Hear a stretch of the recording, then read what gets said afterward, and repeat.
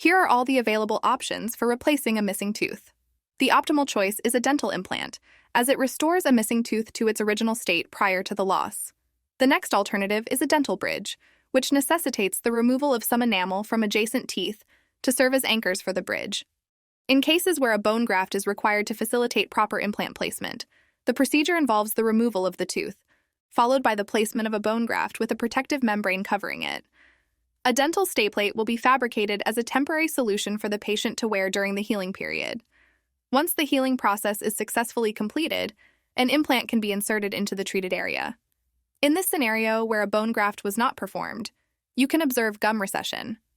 Due to the absence of adequate bone support in the socket, the implant needs to be significantly longer, resulting in an unfavorable appearance for the final restoration.